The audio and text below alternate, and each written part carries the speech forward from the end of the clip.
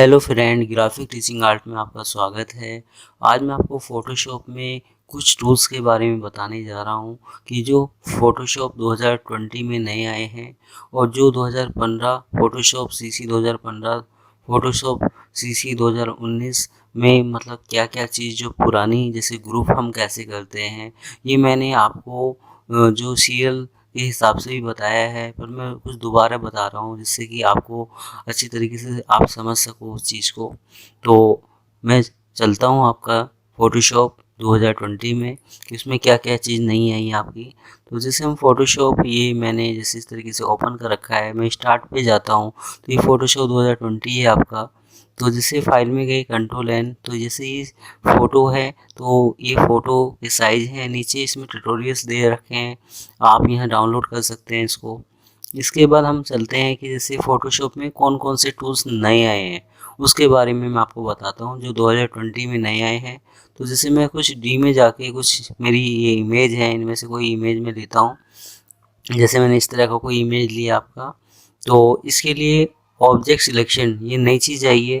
तो इसके लिए मैं कोई इमेज लेके आता हूँ, तो ये पुराने वर्जन में सिलेक्ट मेन्यू बार में सिलेक्ट पे भी हम यूज़ करते हैं इसको, सिलेक्ट में सब्जेक्ट।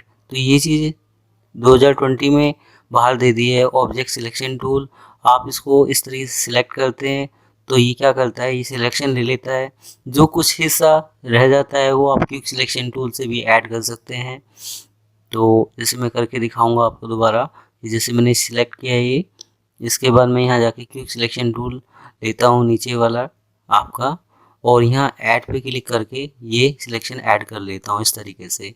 तो आप सिलेक्शन को ऐड कर सकते हैं इस तरीके से, तो बहुत जल्दी सिलेक्शन सिलेक्ट करने के लिए आप यूज़ कर सकते हैं।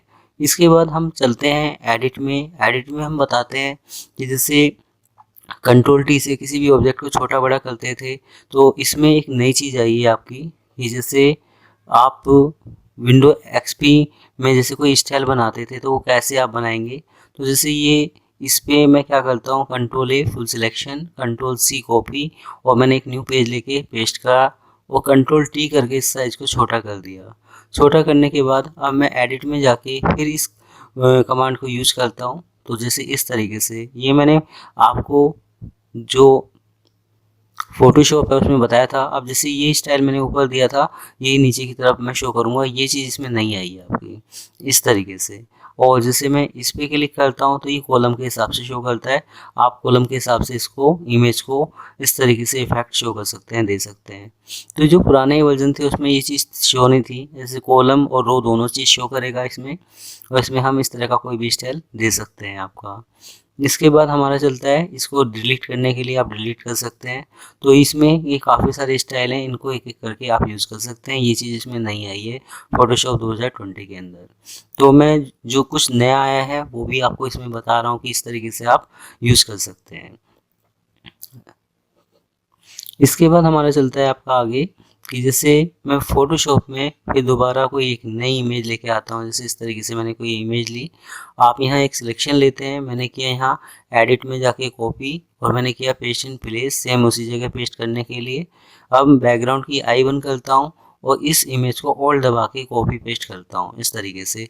तो मैंने ये 4 इमेज शो करी इस तरीके से। अब मैंने यहाँ ऊपर मूवी टूल्स पे ग्रुप लिया और यहाँ बाहर से भी मैं ग्रुप ले रहा हूँ, तो इसको मैं इस तरीके से माउस से लेफ्ट क्लिक करके इस ग्रुप में शो कर रहा हूँ। तो ये ग्रुप होगी 3 ही पिक्चर। जैसे कंट्रोल ई करके या चैन लगा के भी आप ग्रुप कर सकते हैं, मतलब इस तरीके से। इसको हटाने के लिए, तो ये हमारा बाहर से था कि हम इस तरीके से ग्रुप ले सकते हैं।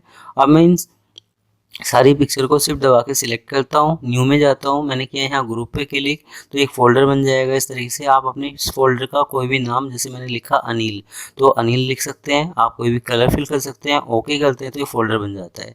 ये चीज़ हम बाहर से शो कर सकते हैं, पर ये जो फोल्डर है इसके अंदर वो इमेज आई नहीं है, इसको उठा के हमें यहाँ रखना पड़ेगा और ये 3 इमेज ग्रुप हो जाएंगे इस तरीके से।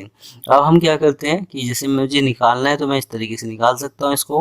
अब जैसे 2 इमेज ये ग्रुप है आपका इस तरीके से।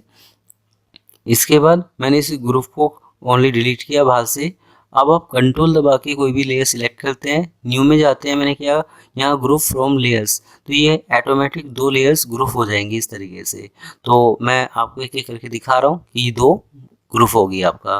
तो आप जो भी लेयर्स ग्रुप करना चाहते हैं उसके लिए आपको न्यू में जाके ग्रुप फ्रॉम लेयर पे क्लिक करना पड़ेगा। अगर सिंपल ग्रुप बनाना है तो आप ग्रुप बाहर से ही बना सकते हैं और अंदर से भी बना सकते हैं। तो इसका यूज़ था हमारा कि जो सी लेयर सिलेक्ट की हमने, तो ग्रुप फ्रॉम लेयर्स से आप उस ग्रुप में कर सकते हैं और उस वो सारी की सारी इकट्ठी चलेंगी। जैसे इस तरीके से ये अलग अलग है आपका, क्योंकि ये ग्रुप में नहीं आई, ओनली ग्रुप फोल्डर है आपका। अब मैं आपको थोड़ा सा दोबारा बता रहा हूँ इसको। जैसे मैंने चारों इमेज को सिलेक्ट किया और मैं यहाँ करता हूँ ग्रुप फ्रॉम लेयर, ओके करता हूँ, तो ये क्या करता है, इन चारों को ग्रुप कर देता है। तो इस तरीके से आप ग्रुप पे काम कर सकते हैं। तो मूवी में जो ग्रुप और लेयर्स है, तो हम इस तरीके से काम कर सकते हैं कि हमें लेयर के हिसाब से काम करना है या ग्रुप के हिसाब से। अब मैं आपको बताता हूँ कॉपी CS और कॉपी SVG का यूज़ क्या होता है। तो सबसे पहले कोई इमेज ली, इसको मैंने किया Ctrl+J डुप्लीकेट, इसके बाद Ctrl+A फुल सिलेक्शन। आप लेयर में गए, कॉपी CS पे क्लिक करते हैं, नोटपैड पे जाके मैंने किया पेस्ट। तो इसकी प्रॉपर्टी शो कर रहा है कि इसमें लेयर क्या है, इस तरीके से। अब लेयर में गए, मैंने किया यहाँ जाके कॉपी SVG, तो मैंने नोटपैड पे जाके ये अभी इसने कॉपी नहीं करा, मुझे दोबारा करना पड़ेगा इसको। तो फिर मैं लेयर में गया, कॉपी SVG पे क्लिक करता हूँ। तो ये सॉफ्टवेयर बनाने के लिए जो कोडिंग होती है उनके लिए यूज़ किया जाता है ये प्रोग्रामिंग पार्ट। तो इस तरीके से कोडिंग आ जाएगी उस लेयर की आप डिटेल्स शो कर सकते हैं, ले सकते हैं। तो ये था आपका यहाँ जाके लेयर में जाके कॉपी CS और कॉपी SVG। तो आप इस तरीके से कोई कोडिंग पार्ट मतलब शो कर सकते हैं, देख सकते हैं। इसके बाद हमारा चलता है आपका आगे कि मैंने किया Ctrl+N, एक न्यू सीट, ये मैं पहले भी बता चुका हूँ आपको। तो जैसे मैंने किया यहाँ जाके फ़ोटो, आपने कोई भी साइज़ शो किया इसमें जो भी आपको लेना है। जैसे मैंने 8:10 का साइज़ लिया और आर्टबोर्ड पे जाता हूँ, मैंने किया ओके। तो ये इस तरीके से एक आर्टबोर्ड बन गया आपका। अब मैं यहाँ जाके यहाँ कोई रेक्टेंगल लेता हूँ और यहाँ कोई भी कलर फिल कर देता हूँ इस तरीके से। तो आप कोई भी कलर फिल करते हैं इसमें इस तरीके से। अब मैंने क्या किया, लेयर में गया, Ctrl+D सिलेक्शन हटाता हूँ, लेयर में गया, मैंने किया यहाँ आर्टबोर्ड पे क्लिक। तो एक आर्टबोर्ड मैं और ले लेता हूँ, जैसे आर्टबोर्ड 2। तो ये एक सीट पे आप एक से ज़्यादा पेज बना सकते हैं। जैसे ये मैंने दूसरी इस पे सीट शो करी, तो दूसरा पेज एक ही सीट पे मैंने किया यहाँ जाके इसमें कोई कलर,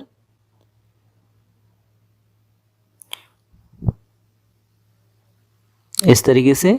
अब Ctrl+D सिलेक्शन हटाया और मैंने इस तरीके से ये 3 इमेज शो रेक्टेंगल शो कर दिया इस तरीके से। तो ये मेरा लेयर आर्टबोर्ड में एक लेयर थी, इसमें 3 लेयर्स हैं आपका। ऐसे ही आर्टबोर्ड 3 पे क्लिक करता हूँ मैं और मैंने यहाँ से एक रेक्टेंगल लिया इस तरीके से, इसकी हाइट में ज़्यादा कर देता हूँ और एक न्यू लेयर लेके इसमें कोई भी कलर फिल करता हूँ इस तरीके से। Ctrl+D सिलेक्शन हटाने के लिए ऑल दबा के मैं इनकी कॉपी कर देता हूँ इस तरीके से। तो इसमें क्या है कि जो आपने सबसे लास्ट में पेज लिया है वो PDF में फर्स्ट में आएगा। तो एक्सपोर्ट में जाके ये मैंने कमांड आपको बताई थी कि हम प्रोग्रामिंग के थ्रू काम कर सकते हैं इसमें। तो इसमें आप PDF बना सकते हैं आर्टबोर्ड के थ्रू, या आर्टबोर्ड से जो भी काम, ब्राउज पे जाके मैं इसको शो करता हूँ कि मुझे कहाँ सेव करना है, तो आप वहाँ सेव कर सकते हैं। तो मैं आपको बता रहा था कि आर्टबोर्ड का जो भी आप काम करेंगे उसको सेव करने के लिए आप वहाँ जाएंगे, तो ये एक एक करके यहाँ सेव करेगा आपका। तो ये जो मैं आपको बता रहा हूँ ये है आपका फोटोशॉप CC 2019। इसमें मैंने बीच में आपको जो नई चीज़ बताई थी वो बताई थी फोटोशॉप CC 2020। तो मैं 3 फोटोशॉप का यूज़ करके बता रहा हूँ आपको इस पूरी की पूरी वीडियो में कि फोटोशॉप CC 2015, 2019 और 2020 कि आप इस तरीके से कमांड पे यूज़ कर सकते हैं। थोड़ा बहुत अंतर आता है, कुछ ज़्यादा अंतर नहीं आता। तो ये क्या करेगा, इन तीनों की एक PDF बना के हमें दे देगा। ओके, और इसके बाद मैं डेस्कटॉप पे जाता हूँ तो ये PDF शो हो गया आपका। मैं ओपन करता हूँ तो जो हमने लास्ट आर्टबोर्ड 3 शो किया था वो फर्स्ट में शो कर रहा है। तो इस तरीके से आप कोई भी PDF शो कर सकते हो, बना सकते हो आप इसमें। तो फोटोशॉप में फाइल में जाके एक्सपोर्ट में जाके ये आर्टबोर्ड 2 फाइल से लेके नीचे कलर तक आपका यहाँ तक ये सारा का सारा आप आर्टबोर्ड पे यूज़ कर सकते हैं। तो ये आर्टबोर्ड का हमारा यहाँ से लेके यहाँ तक का ऑप्शन है जो आर्टबोर्ड के लिए आप यूज़ कर सकते हैं। एक आपका आता है डुप्लीकेट लेयर और कंट्रोल जे, इनमें फ़र्क क्या होता है। तो कंट्रोल जे जब हम करते हैं तो एक डुप्लीकेट लेयर बनाते हैं आपका, तो मैं करके दिखाऊंगा आपको। जैसे मैंने यहाँ से कोई भी इमेज ली, जैसे कोई भी इमेज लेता हूँ इस तरीके से,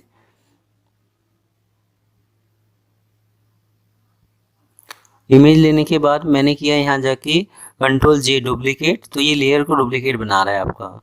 तो हम क्या करते हैं कि लेयर में गए, ये जो यहाँ है डुप्लीकेट लेयर, इनके दो ऑप्शंस हैं। जैसे मैंने किया यहाँ कोई भी नाम, जैसे अनिल, इस तरीके से ओके करता हूँ तो ये अनिल के नाम का एक डुप्लीकेट बना दिया है। अब लेयर में गया डुप्लीकेट लेयर पे, तो मैंने क्या किया कि मुझे एक नई सीट लेनी है, तो मैंने किया न्यू, तो एक नई सीट आ जाती है। इसमें ओनली अनिल के नाम का एक ही इमेज है और इसमें 3 है आपका, तो ये ओरिजिनल है। एक नई सीट दे दी इस तरीके से, जैसे हम इमेज में डुप्लीकेट इमेज शो करते हैं। तो ऐसे ही आप इसमें एक लेयर्स भी बना सकते हैं और डुप्लीकेट भी बना सकते हैं। अब हम बताते हैं आपको कि फाइल में जाके जो एक्सपोर्ट था जेपीजी और जो फाइल लेयर मिनी बार में जाके जो जेपीजी है, इन दोनों में फ़र्क क्या है। तो जैसे मैंने किया, इस इमेज का साइज़ थोड़ा सा छोटा, कंट्रोल टी करके इसका साइज़ छोटा किया और इसको मैं ऑल दबा के इस तरीके से 4 कॉपी बना लेता हूँ, ले लेता हूँ। तो मैं दिखाने के लिए आपको दिखा रहा हूँ। फाइल में जाके मैंने किया कंट्रोल ई एक्सपोर्ट, फाइल में जाके एक्सपोर्ट पे क्लिक करते हो आप, और यहाँ जाके मैंने एक्सपोर्ट के थ्रू ये फाइल सेव करी। ये फाइल सेव करी तो ये जितनी भी लेयर्स दिखा रहा है मेरे को वो शो कर देगा। तो इसके लिए मुझे दूसरा कोई नाम देना पड़ेगा। इस नाम से पहले से कोई मेरी इमेज है, तो मैंने 1 के नाम से इसको सेव किया। तो मैं अब क्या करता हूँ, एक इंटरनेट के पेज पे ओपन करके दिखाता हूँ इसको। जैसे मैंने कोई इंटरनेट का पेज ओपन किया, तो ये इस तरीके से दिखा रहा है। जो भी हमारी सीट पे थी इमेज, हम सेव कर सकते हैं। जैसे फाइल में जाके सेव एस में जाके जेपीजी, या सेव फॉर वेब में जाके जेपीजी, तो इस तरीके से। अब लेयर में जाके जो ये हमारा जेपीजी है, ये क्या करता है, ये दिखा रहा है यहाँ जो फाइल नेम की अनिल कॉपी 1, तो जो सा हमारी लेयर सिलेक्ट है वो ओनली उसी को ही सेव करेगा ये। तो मैं इसको भी दिखाता हूँ। जैसे डेस्कटॉप पे आया है, इसको उठा के यहाँ रखता हूँ, तो ये ओनली एक ही लेयर को सिलेक्ट सेव करके दिखा रहा है। और फाइल में जाके एक्सपोर्ट में जाके जो हम सेव करते हैं, तो वो क्या करता है, सीट के हिसाब से सेव करता है। और जो लेयर में जाके जेपीजी है हमारा फॉर्मेट, तो वो हमारा ओनली लेयर के हिसाब से चलता है। अगर मैं इन चारों उसको सिलेक्ट करता हूँ, तो मैंने जैसे डेस्कटॉप पे कोई नाम रखा था अनिल के नाम का जो बनाया था, तो ये फोल्डर के नाम से जितनी भी लेयर हमने सिलेक्ट कर रखी हैं उन सबको सेव करके दे देता है। तो यहाँ जब मैं इस पे अनिल पे क्लिक करता हूँ, तो ये जितनी भी लेयर्स हैं उनको उसी नाम से सेव करके उसने दे दिया। तो अगर पूरी की पूरी लेयर को आपको सेव करना है, तो आप लेयर में जाके यहाँ से सेव कर सकते हैं। और ये जो एक्सपोर्ट एस वाला ऑप्शन से, इसमें अदर फॉर्मेट हैं, जैसे पीएनजी, जेपीजी, या जो भी आप फॉर्मेट में सेव करना चाहते हैं, तो आप यहाँ से सेव कर सकते हैं।